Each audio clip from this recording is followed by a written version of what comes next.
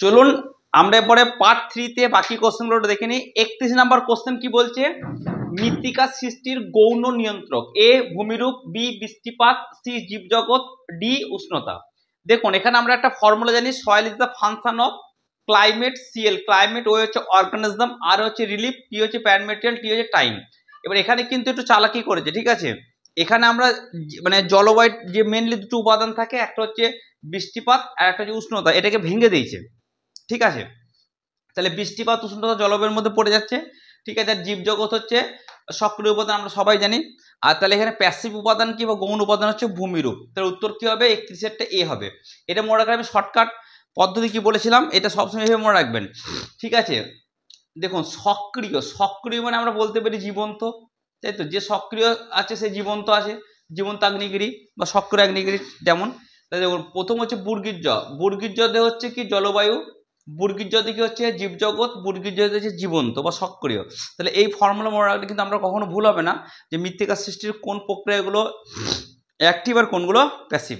চলুন 32 নাম্বার, শিলাস্তরের মধ্যে অনুভাবে সঞ্চিত ম্যাগমাকে কি বলবো। Option A sill, B dyke, C batholith, D হচ্ছে লোফোলিথ। আমি বলেছিলাম শর্টকাট ট্রিক, প্রথমে ডাইক মানে কি ডোর, ডোর মানে দরজা, দরজা আমাদের কি হয়ে থাকে ভার্টিক্যালি থাকে, তাহলে এটা হবে না, এই ছবিতে দেখতে পাচ্ছেন।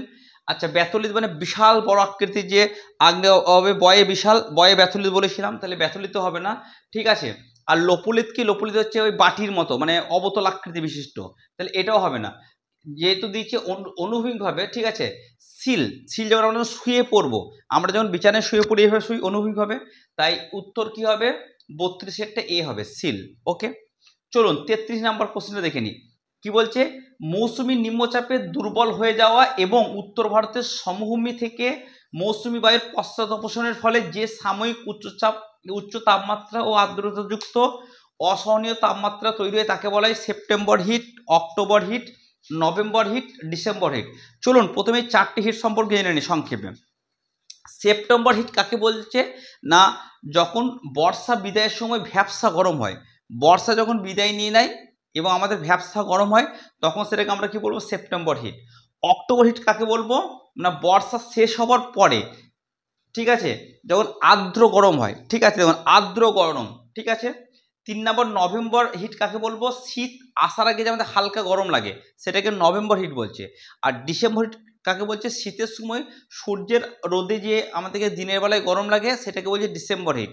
তাহলে যেহেতু এখানে আর্দ্রতাযুক্ত বলেছে, আর্দ্রতাযুক্ত, তাই সঠিক উত্তর হবে কিন্তু বি অক্টোবর হিট। তাহলে অক্টোবর হিটটা আরেকবার দেখে নিই, যে বর্ষা শেষ হবার সময় আর্দ্র গরমকে আমরা কি বলবো অক্টোবর হিট। তাহলে 33 সেটটা হবে বি।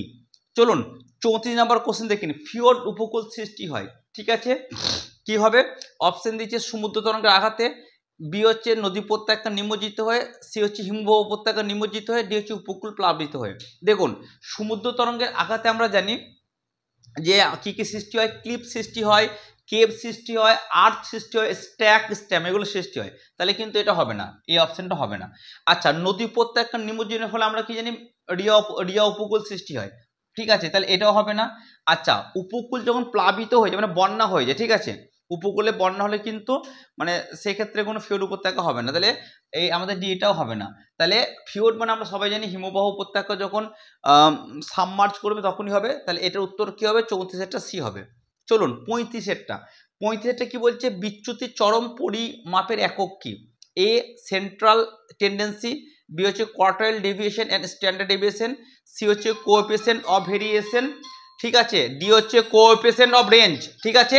এবার আমাদের মেজার এবার কি আছে, আমাদের মেজার দু রকমের আছে, ঠিক আছে, একটা হচ্ছে অ্যাবসোলিউট মেজার, একটা হচ্ছে রিলেটিভ মেজার। অ্যাবসোলিউট মেজার কাকে বলবো আমরা, অ্যাবসোলিউট মেজার খেয়ে বলুন তো, মানে এককে প্রকাশ করা হবে, সবগুলোকে এককে প্রকাশ করা হবে, যেমন টাকা, মিটার, কেজি ইত্যাদি, ঠিক আছে।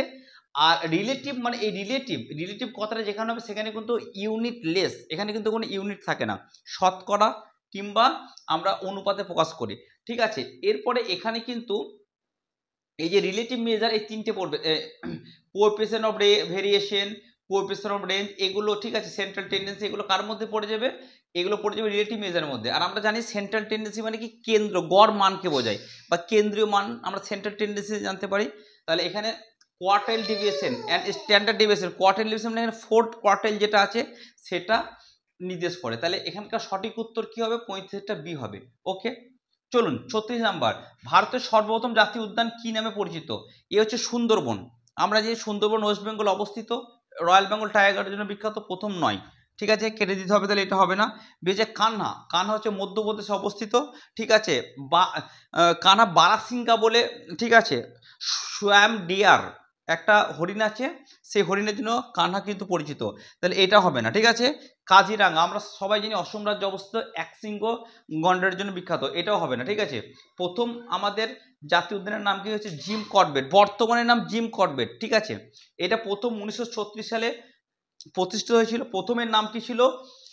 হ্যাইলি national park, Hailey, HAILE, Hailey national park ছিল নাম। পরবর্তীকালে নাম কি ছিল? রামগঙ্গা। তাই প্রথমে নাম ছিল হ্যাইলি ন্যাশনাল পার্ক, পরে নাম কি হলো? রামগঙ্গা ন্যাশনাল পার্ক, এবং বর্তমানে জিম করবেটের নাম অনুসারে নাম করেছে জিম করবেট ন্যাশনাল পার্ক। তাহলে সঠিক উত্তর 36 হবে সি। চলুন 37টা আমরা দেখে নিই এবার। 37 যে বিপন্ন প্রজাতি, এন্ডেঞ্জার্ড স্পেসিস, ঠিক আছে, এই কোশ্চেনটা নিয়ে একটু মতবিরোধ দেখা যাচ্ছে, কি জন্য চলুন বলি। এক হচ্ছে ডোডো পাখি, ডোডো পাখি কিন্তু বিলুপ্ত হয়ে গেছে, তাহলে এটা হবে না, এন্ডেঞ্জার্ড। আচ্ছা, 2 হচ্ছে ককসীয় বাঘ, এটাও কিন্তু বিলুপ্ত হয়ে গেছে, এটাও হবে না। 3 নম্বর হচ্ছে ভারতীয় হাতি, আর ডি হচ্ছে এশীয় সিংহ, এই দুটোখানে কিন্তু আছে। চলুন আমরা প্রথমে দেখে নিই এন্ডেঞ্জার্ড স্পেসিস কাকে বলে, ঠিক আছে। ভালো করে দেখুন, এন্ডেঞ্জার্ড স্পেসিস এই সংখ্যাটা মনে রাখা খুব সহজ, আমরা ভুলে যাই। এন্ড, দেখুন তো এন্ড লেখা আছে, END, এন্ড, এন্ডটাকে দেখ দেবেন, এন্ড মানে এন্ডের দিকে, মানে এখনো এন্ড হয়নি, এন্ডের দিকে, যারা এন্ড হয়ে গেছে তারা হচ্ছে বিলুপ্ত প্রজাতি, আর যারা এন্ড এর দিকে মানে এন্ডের দিকে যাচ্ছে সেটাকে আমরা কি বলবো? সেটাকে বলবো এন্ডেঞ্জার্ড স্পেসিস।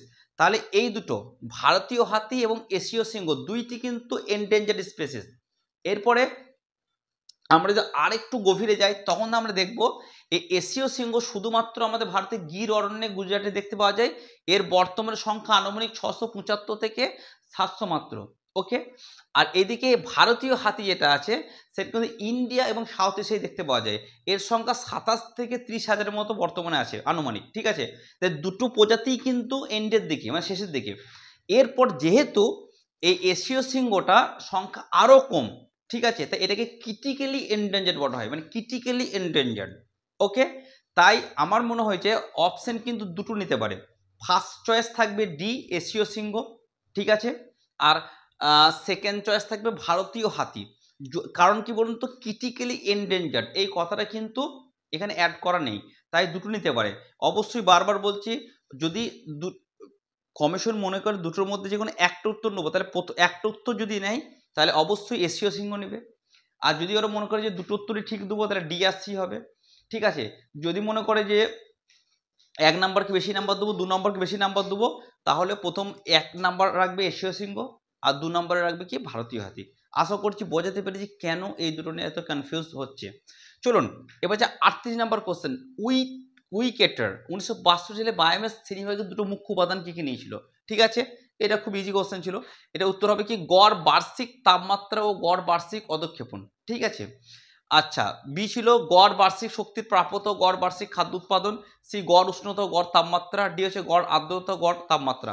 সঠিক উত্তর কি হবে? এ, গড় বার্ষিক তাপমাত্রা ও গড় বার্ষিক অধঃক্ষেপণ। এই ধরনের কোশ্চেনগুলো কিন্তু সত্যি কথা বলতে একটু কঠিনই মনে হয়, কারণ কি বলতে, কে কোন ভিত্তিতে বিভক্ত করেছে এটা কিন্তু পরীক্ষার মনে রাখা কিন্তু খুবই চাপ, ঠিক আছে। তাই এগুলো একটু সত্যি কথা বলতে পরীক্ষার হলে বসে ওই এনভায়রনমেন্টে ঠিকঠাক উত্তর করা একটু সমস্যাই বটে, ঠিক আছে। তার কারণ কি বলুন তো, হয়তো আমি একটা উইটেকার দেখছি, কিন্তু আমি যখন পড়ে যাই তখন তো অনেক ভৌগোলিক থাকে, তাদের প্রত্যেকের শ্রেণীবিভাগে ভিত্তি মনে রাখা সত্যি ছেলেদের পক্ষে একটু কঠিন। আচ্ছা, চলুন এবার দেবো 39। ব্লাস মানুষ প্রকৃতির সম্পর্ক ব্যাখ্যা করেছেন কোন মতবাদে? 4টে মতবাদ আছে। ইকোলজিক্যাল ভিউ, ঠিক আছে, বি হচ্ছে পসিবিলাইজেশন, সে হচ্ছে নিও ডিটারমিনিজম, আর ডি হচ্ছে রিজনালাইজেশন। প্রথমে আমরা চোখে দেখে নেবো নিও ডিটারমিনিজম, ঠিক আছে, এটা আমি ব্যাখ্যা করেছেন যে আমার ভিডিওতে টেলর হবে, আমরা জানি গিফট টেলর, তাহলে এটা হবে না। আচ্ছা, ইকোলজিক্যাল ভিউ বলতে আমরা মেনলি ব্যারেজকে, ওই হারলান ব্যারেজ আছে, তাহলে ওটাও হবে না। আচ্ছা, এই রিজনালাইজেশন যেটা আছে এখানে কিন্তু অনেক ভৌগোলিক আছে, যেমন হচ্ছে হেডনা, ডিটার, রিকটুপেন, ব্লাসও কিন্তু আছে, কিন্তু যেহেতু এখানে মানুষ প্রকৃতির সম্পর্ক বলে দিয়েছে, তাই সঠিক উত্তর কিন্তু হবে পসিবিলিজম। পসিবিলিজম আমরা কাকে বলি, যে যখন কি হবে মানুষ তার বুদ্ধি দিয়ে নিয়ে প্রকৃতি প্রদত্ত সম্ভাবনাগুলো কাজে লাগাবে, তখন সেটাকে আমরা কি বলবো, পসিবিলিজম। আচ্ছা 40 নম্বর হচ্ছে অভ্র উৎপাদন বিখ্যাত। এ হচ্ছে ক্ষেত্রী, বি হচ্ছে কোডারমা, সি হচ্ছে কালাহান্ডি, ডি হচ্ছে গুরু মৈশানি। ঠিক আছে। আচ্ছা আমি দেখবেন পরীক্ষা যখন সাজেশন করেছিলাম বারবার বলেছিলাম বেশ কিছু জায়গা আছে যে জায়গাগুলো খনিজ শক্তি উৎপাদনে বিখ্যাত, সেই নামগুলো একটু করে রাখবেন, কোশ্চেন পড়বে। যাই হোক পড়েছে। যেমন ক্ষেত্রী আমরা জানি এটা কোথায়, রাজস্থানে তামার জন্য বিখ্যাত, আমরা সবাই জানি ক্ষেত্রী আমরা জানি। এটা শর্টকাট পদ্ধতি মনে রাখার পদ্ধতি কি, তামাক ক্ষেত, তামাক ক্ষেত মনে থাকবে, তামাক থেকে হচ্ছে তামাক ক্ষেত থেকে ক্ষেত্রী। ওকে। আচ্ছা সি দেখুন কালাহান্ডি, আর ডি হচ্ছে গুরু মৈশানি, দুইটি কিন্তু ওড়িশা রাজ্যে এবং দুইটি কিন্তু মেনলি লোহা উৎপাদনের জন্য বিখ্যাত। ওকে তাহলে কালাহান্ডি গুরু মৈশানি হবে না, পড়তে হলে কি কোডারমা। কোডারমা হচ্ছে ঝাড়খণ্ডে অবস্থিত, কোডারমা কিন্তু অভ্র উৎপাদনের জন্য বিখ্যাত। তাহলে 40-এর উত্তর কি হবে, বি। তাহলে আমরা এইভাবে কিন্তু 31 থেকে 40টা কোশ্চেন দেখে নিলাম এবং সেটার উত্তর কি হবে এবং কেন অন্যগুলো ভুল হচ্ছে, কেন কমিশন ই করছে, সেগুলো আমরা একটু দেখে নিলাম। চলুন এরপর বাকি কোশ্চেন আমরা আলোচনা করি। এরপর আমরা দেখে নেবো 41 নম্বর কোশ্চেন কি বলছে, কল্যাণমূলক অর্থনীতির মূল প্রবক্তা কে ছিল। 1 নাম্বার দিয়েছিল এ উইলিয়াম বাঙ্গে, বি ছিল ব্রায়ান বেরি, সি ডিএম স্মিথ, আর ডি ছিল এডওয়ার্ড রেলফ। চলুন উইলিয়াম বাঙ্গে আমরা সবাই জানি রেডিক্যাল জিওগ্রাফি কিংবা আমরা মার্কসিস্ট জিওগ্রাফির জন্য অবদান রেখেছিল, তাহলে উইলিয়াম বাঙ্গে হবে না। ব্রায়ান বেরি আমরা জানি কোয়ান্টিটিভ রেভলিউশন এবং আরবান জিওগ্রাফির জন্য বিখ্যাত ছিলেন, তাহলে এটাও হবে না। ঠিক আছে। আচ্ছা এডওয়ার্ড রেলফ ইনি ছিলেন হিউম্যানিস্টিক জিওগ্রাফি এবং প্লেস থিওরি ব্যাখ্যা করেছেন, তাহলে এটাও হবে না। ঠিক আছে। তো সঠিক উত্তর কি হবে, 41 সি ডি এম স্মিথ। চলুন 42 গুটেনবার্গ বিযুক্তি রেখা কোথায় দেখা যায়, এ ভূত্বক ও গুরুমণ্ডল, বি কেন্দ্র গুরুমণ্ডল, সি শিয়াল ও সীমা, ডি বহি ও অন্তঃগুরুমণ্ডল। এটা আমি আপনাদেরকে বারবার পরামর্শ শর্টকাট ট্রিক বলেছিলাম যে প্রথমে কি করে নেবেন, ভূত্বক গুরুমণ্ডল কেন্দ্রমণ্ডল এই তিনটের মাঝখানে দুটো বিযুক্তি থাকবে, এটা মনে রাখবো ম্যাগি। আর ম্যাগি খাই না, ম্যাগি বা মগ, প্রথম অক্ষর কি ম, ম হচ্ছে মোহ, ভূত্বক গুরুমণ্ডলের মাঝখানে হচ্ছে মোহ বিযুক্তি রেখা, এই দেখুন ভূত্বক গুরুমণ্ডলে মোহ বিযুক্তি রেখা, গুরুমণ্ডল কেন্দ্রমণ্ডলের মাঝখানে হচ্ছে গুটেনবার্গ বিযুক্তি রেখা, এই যে গুটেনবার্গ চেয়েছি, তাহলে উত্তর বি হয়ে যাবে। আর এইদিকে যে তিনটে আছে ভূত্বককে দুই ভাগে ভাগ করে দেবো, শিয়াল সীমা। আচ্ছা গুরুমণ্ডলকে দুই ভাগ করবো, বহিঃগুরুমণ্ডল অন্তঃগুরুমণ্ডল, কেন্দ্রমণ্ডলকে 3 ভাগে ভাগ করবো, অন্তঃকেন্দ্র বহিঃকেন্দ্র। এটা বলাবো কেরল বলে একটা রাজ্য আছে, কিংবা করলা খাই, কিংবা তুই এটা করলে আমি এটা করব, করলে কেরল ইত্যাদি বলবে। কয় হচ্ছে কন্ডার, তা শিয়াল সীমার মাঝখানে হচ্ছে কন্ডার, বহিগুরু অন্তগুরু মাঝখানে রয় হচ্ছে রেপিটটি, এই যে রেপিটটি, আর শিয়াল সীমার হচ্ছে কন্ডার। ঠিক আছে, তাহলে এই দুটো হবে না। এবং হচ্ছে অন্তকেন্দ্র ও বহিকেন্দ্রের মাঝখানে হচ্ছে লেহমান বিযুক্তি রেখা, তাহলে এখানে সঠিক উত্তর 42 বি হবে। চলুন 43 জিমারম্যানের মতে কোন বৈশিষ্ট্য একটি প্রাকৃতিক উপাদানকে সম্পদে পরিণত করে। একটা প্রাকৃতিক উপাদান আছে, ঠিক আছে, সেই প্রাকৃতিক উপাদানে কি এমন প্রয়োগ করলে সেটা সম্পদ হবে। সঠিক উত্তর হবে কার্যকারিতা এবং উপযোগিতা, অপশন এ। কারণ কোন একটা বা প্রাকৃতিক উপাদানকে তখনই আমরা সম্পদ বলবো যখন কার্যকারিতা এবং উপযোগী থাকবে। ঠিক আছে, চাহিদা ও যোগান, জ্ঞান ও শ্রম, এই চারটি কিন্তু হবে না। দেখুন এখানে একটু বিতর্ক আছে, অনেকে বলছে এর জ্ঞানটা হবে। ঠিক আছে, কারণ হচ্ছে মানুষের জ্ঞান যদি থাকে তাহলে মানুষ জ্ঞান দিয়ে কোনো একটা প্রাকৃতিক বস্তুকে সম্পদে পরিণত করতে পারবে, এটা অবশ্যই হবে। কিন্তু যদি জ্ঞানটাকে আমি ধরি তাহলে শ্রমটাকেও ধরতে হবে, লেবারটাকেও ধরতে হবে, চাহিদা যোগানটাকেও ধরতে হবে। তাই এখানে এই দুটোর মধ্যে আমার মনে হয়েছে সব থেকে কাছাকাছি অপশন কার্যকারিতা এবং উপযোগিতা। তার কারণ হচ্ছে জিমারম্যানের কিন্তু কার্যকারিতা তত্ত্বটা খুবই বিখ্যাত তত্ত্ব। ঠিক আছে, আমরা পড়েছি সম্পদের কার্যকারী তত্ত্ব, সুতরাং এটাকে ফার্স্ট প্রেফারেন্স নিবে। ঠিক আছে, চলুন তাহলে এই 43 হবে এ। 44 নাম্বার একক পরিবর্তন সহজে করা যায়। এখানে একটু কোশ্চেনটা ভুল আছে, মানে একটু মনে হচ্ছে একটু ভুল দিয়েছে। ভার্নিয়ার স্কেল, বি ডায়াগোনাল হচ্ছে তুলনামূলক দিয়েছে বক্র স্কেল। দেখুন প্রথম কথা হচ্ছে আমরা যে ভার্নিয়ার স্কেলের সাহায্যে আমরা সূক্ষ্ম মাপ নিতে পারি কিন্তু সহজে হয় না। ঠিক আছে, ডায়াগোনাল সাহায্যে দৈর্ঘ্যে ছোট ভঙ্গ নিতে পারি, বক্র স্কেলে কোণ নির্ণয় করতে পারি। এখানে উত্তর কিন্তু তুলনামূলক স্কেল হবে, অর্থাৎ 44 সি হবে। কিন্তু সত্যি কথা বলতে এই তুলনামূলক স্কেলে কিন্তু আমরা সহজে মাপ পাই না। ওকে, উত্তর কিন্তু এই চারটের মধ্যে উত্তর হবে সি, 44 হবে সি। চলুন 45 এই তো ধ্রুপদী ভৌগোলিক, ক্লাসিক্যাল জিওগ্রাফি কাকে বলে, এটা ম্যাক্সিমাম ছেলে মেয়ে ভুল করে। দেখুন জিওগ্রাফার দু রকম আছে, একটা ক্লাসিক্যাল জিওগ্রাফার, একটা মডার্ন জিওগ্রাফার। ঠিক আছে, ক্লাসিক্যাল জিওগ্রাফার কাকে বলবো, যে সমস্ত জিওগ্রাফারগুলো প্রাচীন যুগের জিওগ্রাফার তাকে বলো ক্লাসিক্যাল জিওগ্রাফার। প্রাচীন যুগের জিওগ্রাফাররা কি করতো, বর্ণনামূলক এবং ঐতিহাসিক ধারা ভূগোলে বর্ণনা করতো। আর মডার্ন মানে কি, বর্তমানে যে ভূগোলবিদ আছে তাদেরকে মডার্ন বলে। ঠিক যেমন দেখবেন আপনাদের বলিউডে যদি আপনারা করেন, গান সার্চ করেন ক্লাসিক্যাল সং, ঠিক আছে, তখন কি হবে, সং দু রকম, একটা ক্লাসিক্যাল সং, একটা হচ্ছে মডার্ন সং। ক্লাসিক্যাল সং বলে যদি আমরা সার্চ করেন যে ক্লাসিক্যাল সং অফ বলিউড, তখন সঙ্গে এরকম গান বেরোবে, হামকো হামি সে চুরা লো দিল মে কহি তুম ছুপা লো, ক্লাসিক্যাল সং।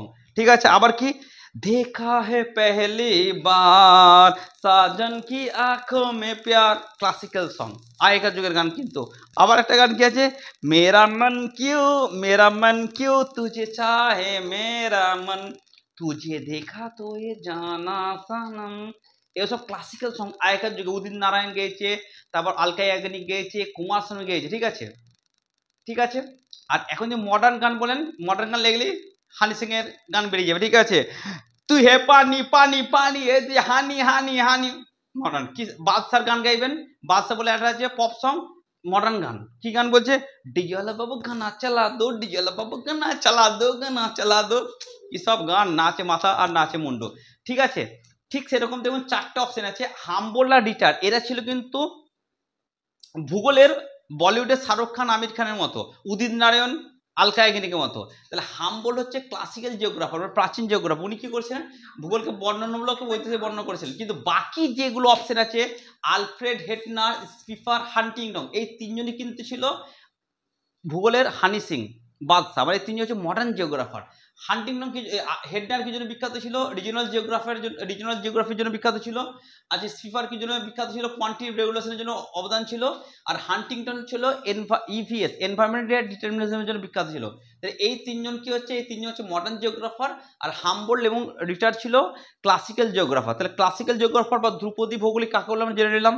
ঠিক আছে, তাহলে হাম্বল রিটার হচ্ছে আমাদের ভূগোলের বলিউডের শাহরুখ খান আমির খানের মতো, সলমান খানের মতো, বা উদিত নারায়ণের মতো, উদিত নারায়ণ কুমার শানুর মতো। আর এই ছোটকাগুলো হেডনার, স্পিফার, হান্টিংটন, এটা হচ্ছে বলিউডের হানি সিং, বাদশা। ওকে, চলুন এরপর আমরা দেখে নেবো 46 নম্বর, হার্ড প্যান্ট উপস্থিতি দেখা যায় কোন মাটিতে। এ হচ্ছে ল্যাটেরাইট, ল্যাটেরাইট মাটি হবে না, কারণ ল্যাটেরাইট মাটিতে আমরা দেখি ডিউরিক ক্রাস্ট দেখতে পাওয়া যায়।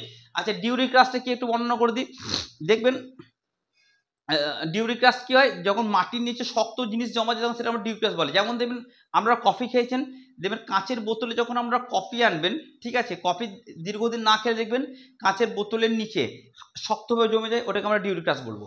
আচ্ছা, 4 নম্বর মাটি আমরা জানি হিউমাসের জন্য বিখ্যাত, তাহলে এটাও হবে না। ঠিক আছে, সিরোজুমও হবে না, উত্তর কি হবে, পটজল। তাহলে 46 হার্ড প্যান্ট কি হবে, উত্তর হবে পটজল। ওকে, 47 নাম্বার, ডায়াগোনাল স্কেলের সাহায্যে নির্ভুলভাবে পরিমাপ করা যায়।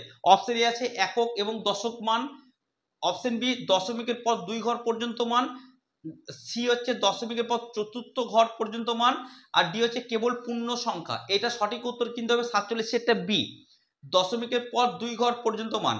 48 নাম্বার, একটি মূল শস্য চাষের সাথে, ঠিক আছে, আর একটি অপ্রধান শস্য চাষকে কি বলা হয়। ঠিক আছে, এ আর্দ্র, বি শুষ্ক, সি স্থানান্তর, ডি হচ্ছে ইন্টারকালচার। এটা কি দেখবেন আমাদের বর্তমানে, আগে যখন রিচার্জটা কম্পালসারি ছিল না মোবাইলে, প্রত্যেককে কিন্তু দুটো করে সিম থাকতো, একটা মেন সিম, তার পাশাপাশি কিন্তু একটা অপ্রধান সিম। ঠিক সেরকম যখন কোনো একটা মেন ফসলের সাথে আমরা অপ্রধান ফসলের চাষ করব, সেটাকে আমরা কি বলবো, ইন্টারকালচার। তাহলে এখানে উত্তর কি হবে, সঠিক উত্তর হবে ডি, ইন্টারকালচার। এবার চলুন আর্দ্র কৃষি আমরা দেখে নেবো। কি আর্দ্র কৃষি মানে যেখানে বৃষ্টিপাতের পরিমাণ বেশি হবে, জলের যোগান সুবিধা মতো আছে, সেখানে যে চাষ করাবে সেটাকে বলবো আর্দ্র কৃষি। জেনারেলি ধান, গম ইত্যাদিগুলো চাষ করা হয়। আচ্ছা, শুষ্ক কৃষি কাকে বলবো, যেখানে জলসেচের যেখানে বৃষ্টিপাত কম হয়, জলসেচ সাহায্যে চাষ করবে, সেটাকে বলবো শুষ্ক কৃষি। জোয়ার, বাজরা, রাগি ইত্যাদিগুলো চাষ করা হবে, তাহলে এটাও হবে না। স্থানান্তর কৃষি কাকে বলবো, যখন কোনো একটা জায়গায় বন জঙ্গল কেটে চাষ করা হয়, চাষ করা শেষ হয়ে গেলে সেই জায়গা ত্যাগ করে আবার কোনো নতুন জায়গায় বন জঙ্গল কেটে চাষ করে, তখন সেটাকে বলে স্থানান্তর কৃষি। যেমন ঝুম চাষ আছে ইত্যাদি। তাহলে 48 সঠিক উত্তর হবে কি ডি। 49 নাম্বার, ভারতের ডেটামতল কোন জায়গায় গড় সমুদ্র পৃষ্ঠ থেকে মাপা হয়। এ হচ্ছে করাচি, বি হচ্ছে মুম্বাই, সি কলকাতা, ডি চেন্নাই। এটা অনেক ছেলেমেয়ে ভুল করেছে, করাচি করেছে। করাচি কিন্তু উত্তরটা ঠিক ছিল, কিন্তু করাচি ছিল অতীতে, আগে ছিল অতীতে ছিল করাচি, তাহলে এটা হবে না। বর্তমানে কিন্তু যে মুম্বাই, তাহলে সঠিক উত্তর হবে বি। আর কলকাতা এবং চেন্নাই কিন্তু আঞ্চলিকভাবে আমাদের ডেটাম তল হিসেবে মাঝে মাঝে গণনা করা হয়, কিন্তু সঠিক উত্তর তাহলে কি হবে এখানে, 49টা বি হবে। 50, সর্বোচ্চ লিঙ্গ অনুপাতযুক্ত রাজ্য 2011 সালের সেন্সাসে। চলুন দেখে নিই। প্রথমে যে তামিলনাড়ুর সেক্স ছিল 996 জন, অন্ধ্রপ্রদেশের ছিল 993 জন, 993 জন, চণ্ডীগড়ে ছিল 818 জন, আর কেরলে ছিল 1084 জন। তাহলে সংখ্যা হিসেবে দেখতেই পাচ্ছি আমরা কেরলে বেশি। তাহলে সঠিক উত্তর কি হবে? 50 ডি কেরল। আর এগুলো কিন্তু হবে না। আচ্ছা, সোশ্যাল জাস্টিস অ্যান্ড সিটি এই বইটা কি? আমি দেখবেন থটের সাজেশন দিয়েছিলাম, মাত্র 15টা না 20টা বইয়ের নাম দিয়েছিলাম, তার মধ্যে এই বইয়ের নাম ছিল যে পরীক্ষায় পড়বে, পরীক্ষায় কিন্তু পড়েছে। সোশ্যাল জাস্টিস অ্যান্ড সিটি বইয়ের নাম ছিল, কে লিখেছিল? ডেভিড হার্ভে লিখেছিল। তাহলে 51 উত্তর সঠিক উত্তর হবে ডি। চলুন বাকিগুলো দেখে নিই। রিচার্ড পিটের বিখ্যাত গ্রন্থের নাম কি ছিল? Modern geographical thought. তাহলে এটা হবে না। রিচার্ড মর্লিন উনি কি বই লিখেছিলেন? বিখ্যাত বই ছিল geography of the world economy, ঠিক আছে। আর পিটার হেগেন আমরা সবাই জানি locational analysis of human geography লিখেছিল। তাহলে এখানে কিন্তু এই তিনটে হবে না, সঠিক উত্তর হয়ে যাচ্ছে ডি। চলুন 52 থিমেটিক ম্যাপ 9 মানে নেগেটিভ। থিমেটিক ম্যাপ কাকে বলে? যখন একটা নির্দিষ্ট বিষয় কোন একটা মানচিত্র প্রকাশ করবে তাকে বলে থিমেটিক ম্যাপ, ঠিক আছে। দেখুন ক্রোপ্লেথ, আমরা সবাই জানি ক্রোপ্লেথ অঞ্চল ভিত্তিক ডেটাকে প্রকাশ করে, যেমন পপুলেশন ডেন্সিটি, তাহলে একটা নির্দিষ্ট জিনিসকে প্রকাশ করছে, তাহলে এটা থিমেটিক ম্যাপ। এটা হবে না যেহেতু 9 বলেছে। আচ্ছা, প্রপোর্শনাল সিম্বল, এখানে আমরা কি করি? প্রতীক চিহ্নের সাহায্যে বা সিম্বল সাহায্যে বিভিন্ন ডাটাকে প্রদর্শন করি, যেমন শহরের পপুলেশনের আয়তন। তাহলে এটাও কিন্তু একটা নির্দিষ্ট তথ্য শো করছে, তাহলে এটাও কিন্তু থিমেটিক ম্যাপ, এটাও হবে না। ডট ডেন্সিটি ম্যাপ, এটা কি করে? প্রত্যেকটা ডটের সাহায্যে এটা নির্দিষ্ট মান প্রকাশ করে, যেমন জনসংখ্যা, গ্রামের জনসংখ্যাকে। তাহলে এটাও কিন্তু হবে না, কারণ এটা থিমেটিক ম্যাপ। কিন্তু টোপোসিটি আমরা কি করি? টোপোসিটির সাহায্যে আমরা একদিকে রিলিফকে দেখাতে পারি, একদিকে ড্রেনেজকে দেখাতে পারি, হিউম্যান অ্যাক্টিভিটি, যে রোড কনস্ট্রাকশন, স্বাভাবিক উদাহরণ, একাধিক জিনিস কিন্তু আমরা দেখাতে পারি। যেহেতু একাধিক জিনিস দেখাতে পারি, তাই এটা কিন্তু থিমেটিক ম্যাপের মধ্যে পড়বে না। তাহলে সঠিক উত্তর কি হবে? 52 হবে বি। চলুন বাকি কোশ্চেন উত্তরগুলো এইভাবে আমরা দেখে নিই। চলুন এবার আমরা 53 নম্বর কোশ্চেন দেখে নেব। ইকোলজি শব্দের প্রবর্তক, এ হচ্ছে ট্রান্সলেট, বি হচ্ছে হার্ভে, সি হচ্ছে হাডসন, ডি হচ্ছে হ্যাকেল। দেখুন আমরা সবাই জানি ট্রান্সলেট হচ্ছে ইকোসিস্টেম শব্দের উপর বলেছেন, তাহলে ট্রান্সলেট হবে না। হার্ভে কিন্তু টাইম স্পেস কম্প্রেশন এবং স্পেশাল ফিক্স ধারণার জন্য বিখ্যাত, এবং তার বিখ্যাত বই সোশ্যাল জাস্টিস এন্ড সিটি, আমরা জানি এটা হবে না। আচ্ছা, হাডসন রিজিওনাল জিওগ্রাফির জন্য বিখ্যাত, সেটাও হবে না। তাহলে হবে কি? হেকেল। তাহলে আমরা 53 কি দেখে নেব? হেকেল। আচ্ছা 54 নম্বর কোশ্চেন, আফ্রিকার মাসাই মারা অরণ্য কোন জলবায়ু অঞ্চলে? এ নিরক্ষরেখা, বি সাভানা, সি ভূমধ্যসাগর, ডি তৈগা। এটা সঠিক উত্তর কিন্তু হবে savanna, B. Okay. 55 number question, ডিমের ঝুড়ি টোপোগ্রাফি, ঠিক আছে। এ হচ্ছে এসকার দেখতে আমরা সবাই জানি দীর্ঘ আঁকাবাঁকা শৈলশিরা, তাহলে এটা হবে না। আচ্ছা টিলটাও হবে না। কেম আমরা জানি ত্রিকোণাকার বদ্বীপ, এটা হবে না। পড়তে হলো কি? ড্রামলিন আমরা সবাই জানি ডিম ভর্তি ঝুড়ি, তাই সঠিক উত্তর 55 হবে বি। চলুন এবার আমরা দেখে নেব 56 নম্বর কোশ্চেন, শীষ শিলা গঠিত হয় কোন রূপান্তরিত শিলার ফলে? এ হচ্ছে বেলে পাথর, হবে না। বেলে পাথর থেকে আমরা জানি কোয়ার্টজাইট হয়। আচ্ছা, বি হচ্ছে চুনাপাথর থেকে মার্বেল, ঠিক আছে। এটা মোড়াকার শর্টকাট ট্রিক বলছিলাম কি? মা ছেলেকে চুম্বন করে, চুমা কত মার্বেল, চু থেকে চুনাপাথর, মা থেকে মার্বেল। আর বেলে পাথর হচ্ছে বোকা বা বিএ পাস করি, বিএ হচ্ছে বেলে পাথর, এ হচ্ছে কোয়ার্টজাইট। আচ্ছা জিপসাম হবে না, তাহলে সঠিক উত্তর কি হবে? কাদা পাথর, ঠিক আছে। অর্থাৎ 56 হবে সি। 57 নম্বর কোশ্চেন, যে বস্তু যে কোনো তাপমাত্রায় প্রতি একক ক্ষেত্রফলে যে কোনো তরঙ্গ দৈর্ঘ্যের ক্ষেত্রে সর্বোচ্চ পরিমাণ শক্তি বিকিরণ করে তাকে বলে? A black body, B black hole, C আদর্শ বিকিরণ মৌল, ডি হচ্ছে ব্ল্যাক বক্স। আমরা দেখে নিই ব্ল্যাক বক্স কি। ব্ল্যাক বক্স কিন্তু একটা সিস্টেম, ইনপুট আউটপুট যার মধ্যে থাকে, এটাকে ইকোসিস্টেমকে আমরা ব্ল্যাক বক্সে তুলনা করি, তাহলে এটা হবে না। আচ্ছা, ব্ল্যাক হোল হচ্ছে শুধু তাপ শোষণ করে, বিকিরণ করে না, ঠিক আছে। আচ্ছা, এই ব্ল্যাক বডি আদর্শ বিকিরণ মৌল খুবই কাছাকাছি কনসেপ্ট, কিন্তু এই যে আদর্শ বিকিরণ মৌল এটা হচ্ছে ধারণাগত একটা কনসেপ্ট, কিন্তু তার মূল নাম কিন্তু যে ব্ল্যাক বডি, তো এটাকে গ্রহণ করবে না। ব্ল্যাক বডি হচ্ছে কি সর্বাধিক শক্তি বিকিরণ করে, তাই এই ক্ষেত্রে 57 উত্তর হবে এ। ওকে, এটা কিন্তু এ কিংবা সি এর মধ্যে কনফিউশন আছে, কিন্তু ম্যাথস পরীক্ষার ক্ষেত্রে কিন্তু ব্ল্যাক বডি নামটাই কিন্তু চাই, তাই এটা কিন্তু ব্ল্যাক বডিটাকে গ্রহণ করবে বলে আমার মনে হয়, ঠিক আছে। তারপর আমরা কি দেখে নেব 18 নম্বর কোশ্চেন, কাম্য জনসংখ্যা তত্ত্বের জনক কি? এ ছিল জিমারম্যান ও কেইন্স, বি ক্যানন ও সন্ডারাস, সি হচ্ছে সন্ডারাস জিমারম্যান, ডি হচ্ছে ক্যানন ও জিমারম্যান। সঠিক উত্তর হবে বি ক্যানন ও সন্ডারাস। 59 নম্বর কোশ্চেন, দুর্যোগকে বিপর্যয়ে পরিণত হতে বাধা দেয় কে? এ ঝুঁকি ও বিপন্নতা, বি ক্ষমতায়ন ও বিপন্নতা নিয়ন্ত্রণ, সি বিপন্নতা ও বিপর্যয়, ডি হচ্ছে দুর্যোগ ও বিপন্নতা নিয়ন্ত্রণ। এর সঠিক উত্তর হবে বি ক্ষমতায়ন ও বিপন্নতা নিয়ন্ত্রণ। 3 নম্বর কোশ্চেন, লা নিনার প্রাদুর্ভাবের সাথে ভারতীয় উপমহাদেশের মৌসুমী বৃষ্টিপাতের সম্পর্ক কি? ধনাত্মক, ঋণাত্মক, নিরপেক্ষ, ধ্রুবক। দেখো যদি এল নিনো যখন আমাদের আসে তখন কিন্তু আমাদের মৌসুমী বৃষ্টিপাত ঠিকমতো হয় না, তার মানে এটা আমাদের ঋণাত্মক প্রভাব। কারণ হচ্ছে আমাদের ভারতের জলবায়ু যেহেতু মৌসুমী বায়ুর উপর নির্ভর, তাই মৌসুমী বৃষ্টি যে বছর ঠিকঠাক হবে সেটা কিন্তু আমাদের জন্য আশীর্বাদ, অর্থাৎ ধনাত্মক প্রভাব। আর যদি ঠিকঠাক ভাবে না হয় সেটা ঋণাত্মক। যেহেতু যে বছর এল নিনো হয় সে বছর মৌসুমী বায়ু আমাদের ঠিকমতো আসে না, তাই এল নিনোর ক্ষেত্রে হচ্ছে ঋণাত্মক প্রভাব, আর লা নিনার ক্ষেত্রে স্বাভাবিক ঘটনা, তাই লা নিনার ক্ষেত্রে সঠিক উত্তর হবে কি? ধনাত্মক। তাহলে 60 উত্তর হবে এ। ঠিক আছে, ঋণাত্মক হবে না, যদি এল নিনো হতো তাহলে ঋণাত্মক হতো, আর নিরপেক্ষ তো হবে না, আর ধ্রুবক তো হবে না। ঠিক আছে, তাহলে আমরা কিন্তু দেখুন টোটাল 60টা কোশ্চেন সুন্দর করে ব্যাখ্যা করলাম যে কোন উত্তরটা হবে আর বাকি কোন উত্তরটা হবে না, কেন হবে না, এবং কমিশনের জন্য আমরা কেন ওয়েট করতে হবে উত্তরের জন্য, কারণ আমাদের কিছু কোশ্চেন কনফিউশন থাকবে। ঠিক আছে, আশা করছি ভিডিওটা ভালো লাগবে। যদি ভিডিওটা ভালো লাগে আপনারা শেয়ার করে দেবেন। Thank you.